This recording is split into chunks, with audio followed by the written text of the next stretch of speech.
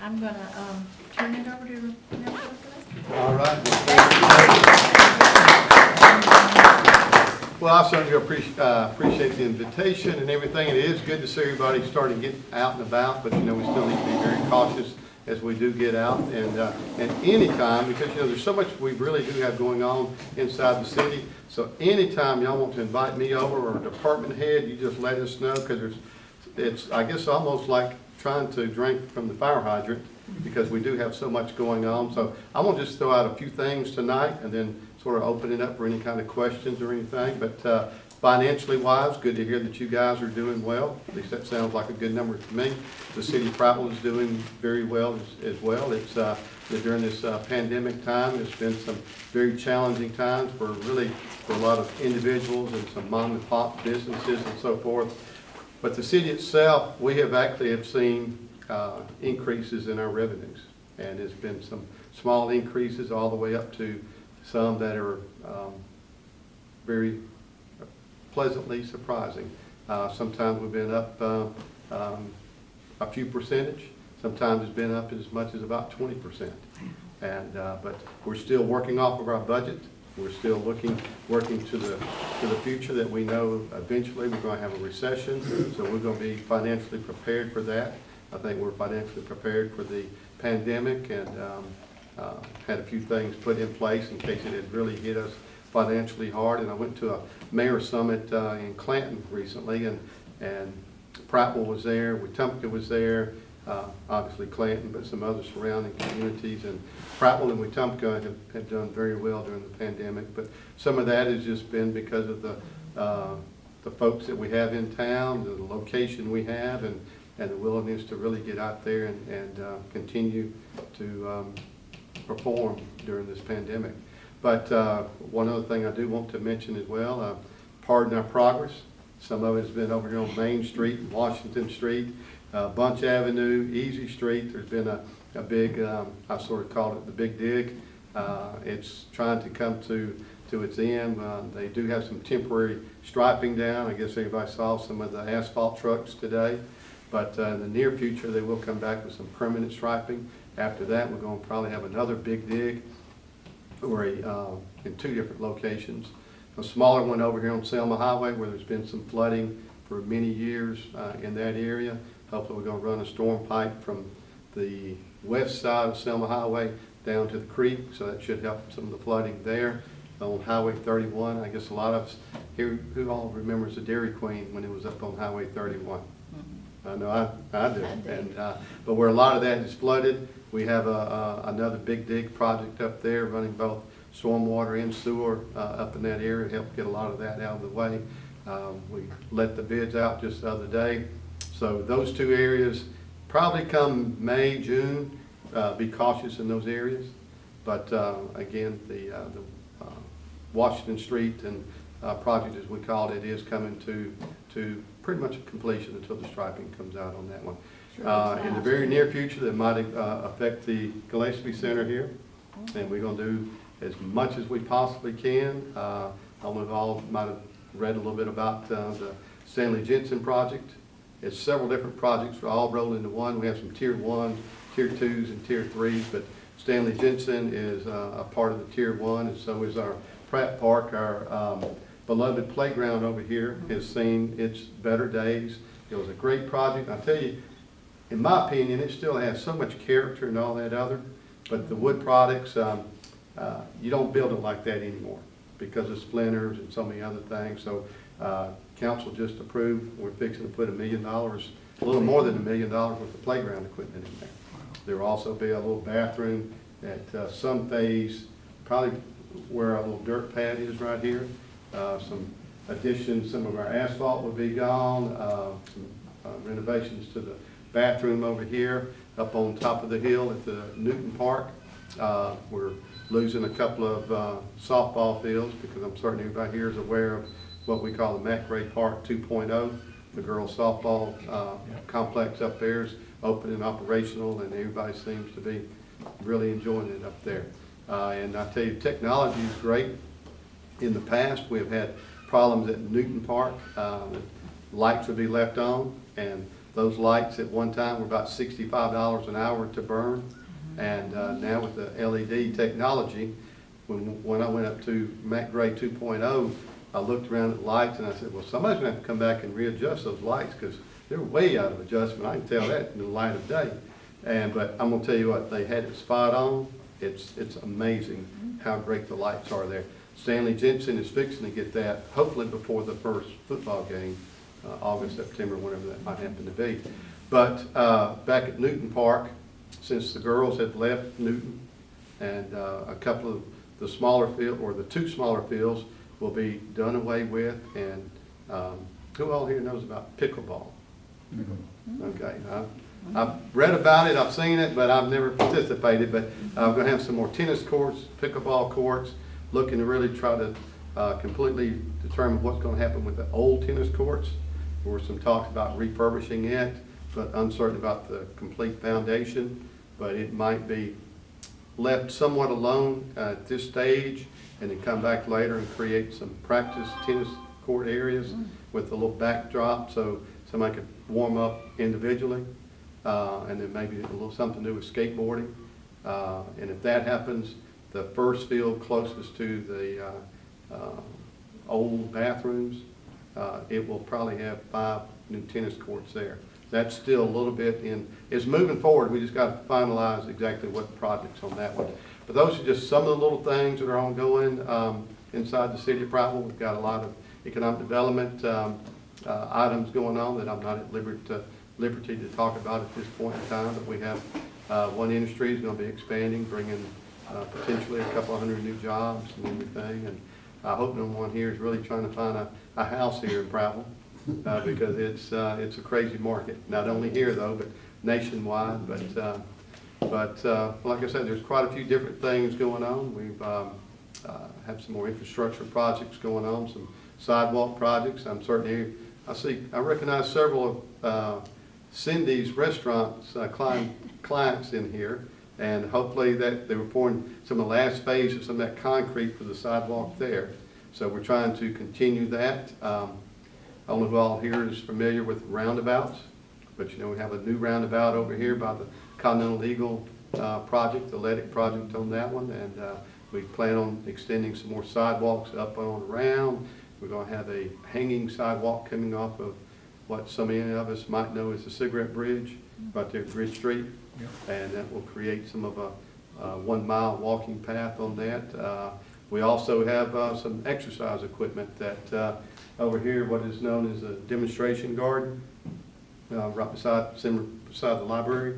Will be a little exercise outfit put up there, and hopefully in the next few months. But anyway, those are just some of the things we have going on. I could go into a lot of detail about our police department or wastewater or some of the other ones, but if y'all have any questions or anything I can answer, because I don't want to take up all of y'all's time, because I don't like to stand between food and yes, sir. It is so good to see you again. Yeah, good to see you. I've been in administration for 80 years, and I don't see how you keep up. Each time I hear you, you're repeating some things that are happening, and by the time you repeat again, something else is happening. And how do you do that, Bill? Well, I'm blessed very, very much because not only with my family, but my house family, my family, but also my work family. We have some really good people down there. Lisa Bird is, she graduated from, I forgot what school she graduated from, Marbury. I think they're the Bulldogs. So I can call her, she's my little bulldog. And, but I've got my other department heads, the police, the fire, parks and recs, public works, Dale Gandy has several divisions in there. We just have so many different things. Oh yeah, and Chris Cooley, and we had a piggyback off of that one. We had a group of international officers' wives that were stationed over with Maxwell. And so we actually entertained them the other day. They came in, and Chris Cooley drove the school bus. We took them around City Hall, handed them some little trinkets for their going away presents, because they're going back to their respective countries and so forth. Took them up to Daniel Pratt Cemetery, and but you know, I guess a little bit like you, to answer your question a little more direct, I can tell that you and some of the others here in the room just love our community, and you know, when you, I guess, live it, eat it, breathe it, and it's just there. Well, I think we ought to go on board saluting you and your staff for what you do. It'd be more appropriate to have a letter come out of here saying, thank you, thank you, thank you. Well, I'd appreciate that. I definitely won't turn down any kind of accolades. Our staff, and you know, we always try to promote our various employees and department heads, because we are a service-oriented organization. You know, we are a governmental organization, but we are here to serve the taxpayers and the visitors that come in, because one of the things that we've been very, very blessed with is, I guess, some of the lodging taxes and the tourism taxes and so forth that we put to a lot of great use. Some of us here don't really hear a lot of talk about the little airport that we have, which it is little, but it has a very great, very big reputation. And our hotel lodging taxes help pay for it. It helps fund some of the economic development projects. It funds HPRA, Historical Prattville Redevelopment Authority, which helps revitalize some of our downtown buildings. At one point in time, before the golf course came, I believe our lodging tax was just a couple of $100,000 a year, and it's in the millions now. And so a lot of that is because of some forward-thinking previous elected officials.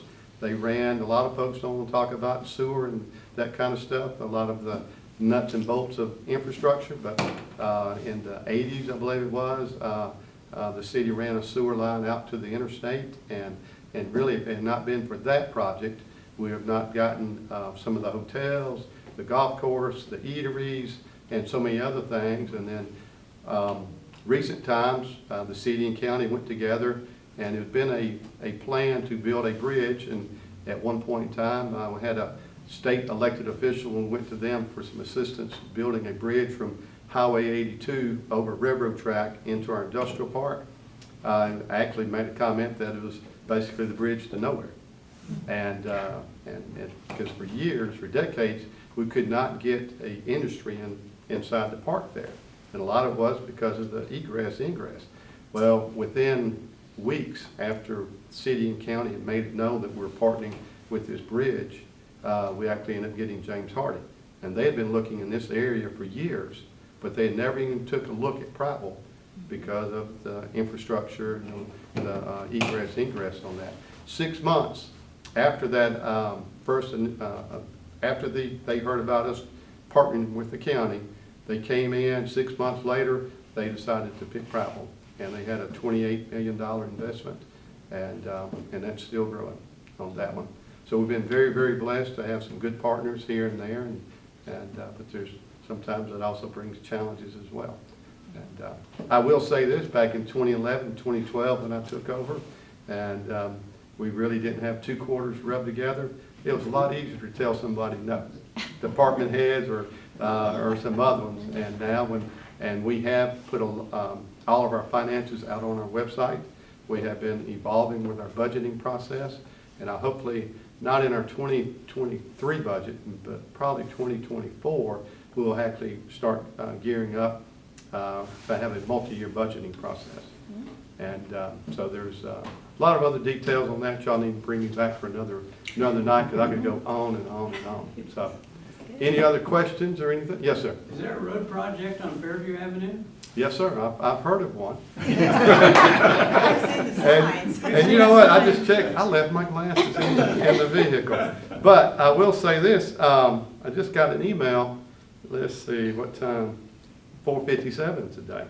And we're fixing to have a public meeting. The location has not been decided on yet, but we'll probably, if I had to guess, it will probably be in one of our churches right there on Fairview Avenue. And if we can't get one of them, is anybody opposed to trying to meet at the Memorial Gardens Center up there? The funeral home? Okay. We'll probably find another location, but, anyway, which that project has been, well, I have several gray hairs because of that now. I'll just say that. There's been several challenges there. I won't go into all of the details, probably because some of this is being recorded, and I don't want to talk negatively about some of our partners. We have to partner to make this project happen, but it involves so many different moving parts, and then you complicate it as well with the pandemic and so forth. When we first started the project, there was not going to be any sidewalks involved. And then after it got up to a certain level in the process, one agency says, oh no, you got to have sidewalks.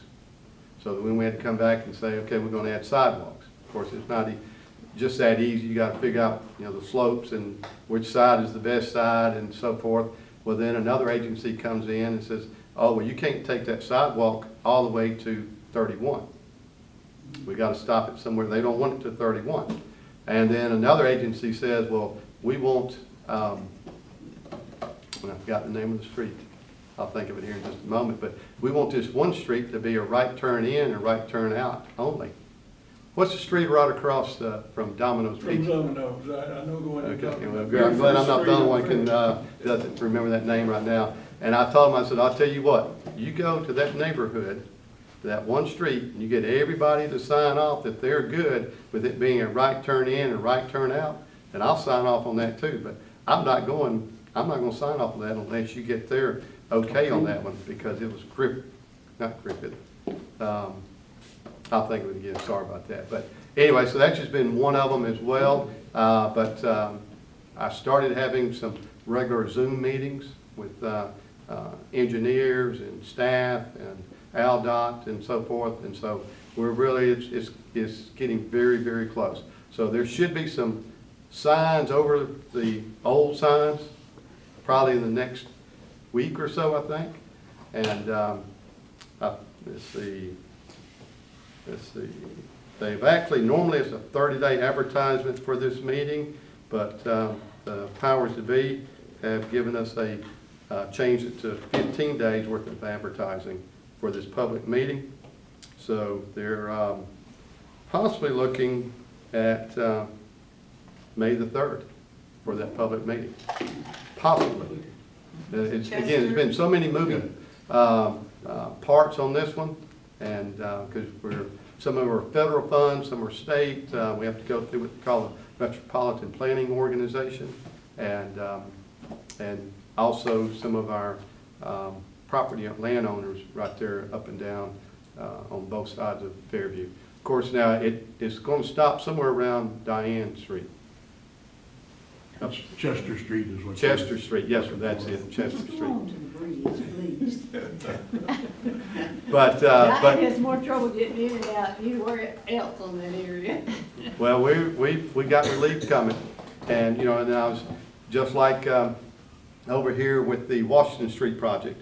I went and talked with several of the residents there, especially after they had dug up all of the asphalt and the base, and were laying the pipes, and apologized to some of them. They actually said, well, you know what, it's quieter now. It's not really bothering us that much. And then when the road got really bad, they still weren't fussing that much, because it's sort of a little bit of a traffic calming device, unintentionally. But now we have new asphalt, and so I'm telling folks, well, get ready, because speeder is going to come. We can put up all kinds of signs, but until folks are ready to act right, you can put up all the signs you want. So hopefully our culture will start looking at exactly how important it is to, we have signs up and rules and regs for reasons. Slow down. You're moving too fast. But anyway, that project is coming. We have funding, we have plans. It's a little bit like the bridge to nowhere from 82 into the industrial park. That project started in the late 80s, and we just finished it just a few years ago, and that's when James Hardy came. So it is coming. Any other questions or thoughts or ideas? Maybe premature, Bill, what about the Gurney property? Is that settled or still in negotiations? The one by the Heritage Park, that's still a little bit of a negotiation.